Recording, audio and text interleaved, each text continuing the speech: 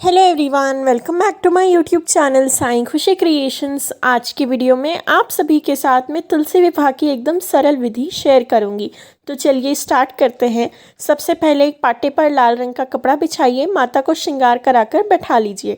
फिर आप गणपति जी की स्थापना करिए और सिंहासन पर शालिग्राम जी को मैं विराजित कर रही हूँ। आप जो है विष्णु भगवान को भी विराजित कर सकते हैं। तो यहाँ पर शालिग्राम जी को विराजित कर दूंगी मैं, फिर उनको ऊपर से पगड़ी पहना देंगे। शालिग्राम जी का मैंने चंदन से श्रृंगार किया है, क्योंकि चंदन से श्रृंगार टेम्पररी होता है, या आप पानी से धोएंगे तो तुरंत हट जाएगा। तो इस प्रकार से तुलसी माता का भी श्रृंगार कर लीजिए।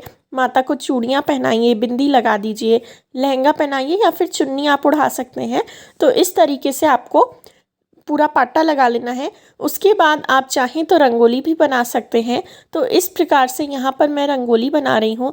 आप रंगोली बनानी नहीं आती हो तो गेरू चूने से रंगोली बना सकते हैं। वैसे भी तुलसी विवाह के पहले देव उठाए जाते हैं, तो जो है गेरू चूना होता ही है, उससे आप तुलसी माता के पास सुंदर सी रंगोली बनाएं और आसपास सजावट करें। क्योंकि आप माता का विवाह कर रहे हैं, इसलिए आपको थोड़ा अच्छे से सजाकर ही माता का विवाह कराना चाहिए। अब गन्नों का मंडप बनाया जाता है। गन्नों का मंडप बनाने के लिए 4 गन्ने लेने होते हैं। अगर आपके पास 4 गन्ने नहीं हो तो आप 2 गन्ने भी ले सकते हैं और दोनों गन्नों को माता के आगे पीछे रख दीजिए। मतलब एक लेफ़्ट साइड रख दीजिए, एक राइट साइड रख दीजिए। तो यहाँ पर मैं रंगोली बना ले रही हूँ। आप जो है लाइट्स लगा सकते हैं, फूलों से सजा सकते हैं, जो आपके पास हो वो आप लगा सकते हैं। फिर माता के चरण बनाकर मैंने उन पर हल्दी कुमकुम अर्पित कर दिया है। अब ये करने के बाद हम हमारी पूजा शुरू करेंगे। तो सबसे पहले गणपति जी का पूजन करेंगे और गणपति जी के बाद माता तुलसी और भगवान शालिग्राम का पूजन करेंगे।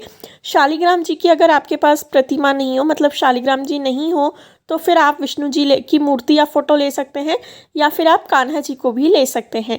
तो इस तरीके से आपको गन्ने लगा देने हैं। तो यहाँ पर मैंने गन्ने रख दिए हैं। अब भगवान की पूजा करेंगे। गणपति जी का सबसे पहले तिलक करिए चंदन से, रोली से, और अक्षत अर्पित करिए। अक्षत में आप चावल नहीं अर्पित करेंगे क्योंकि एकादशी है, तो तिल चढ़ा सकते हैं। अगर आप बाकी किसी और दिन कर रहे हैं तो चावल भी अर्पित कर सकते हैं।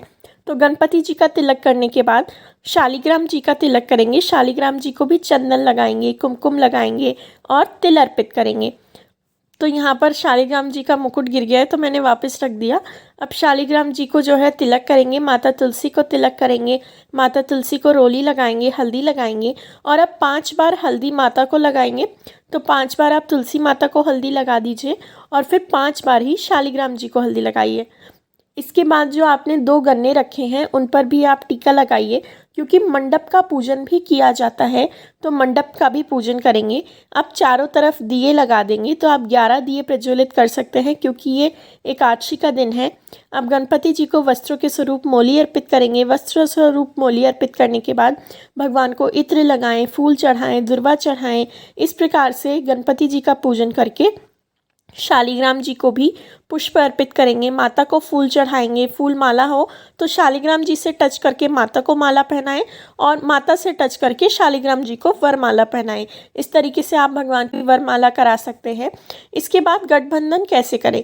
गठबंधन करने के लिए आप शालिग्राम जी को मोली या फिर पीले रंग का कपड़ा पहना दीजिए और फिर माता की चुन्नी से, अगर पॉसिबल हो तो माता की चुन्नी से, वरना माता को भी इस तरीके से मोली पहनाकर जो शालिग्राम जी की मोली थी उसके साथ बांध दीजिए। इस प्रकार से आप भगवान का गठबंधन घर पर ही कर सकते हैं।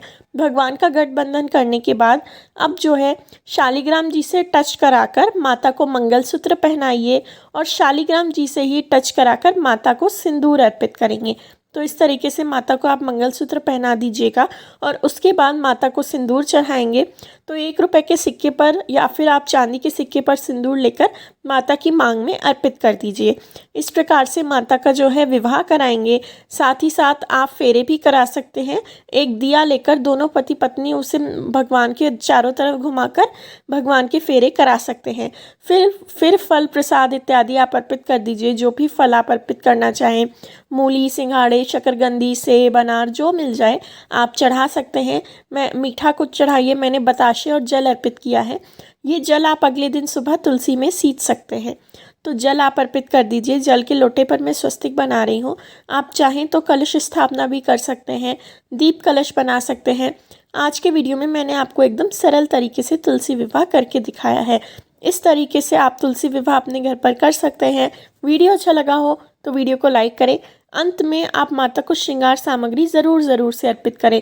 Thank you very much for watching. Please like, share and subscribe.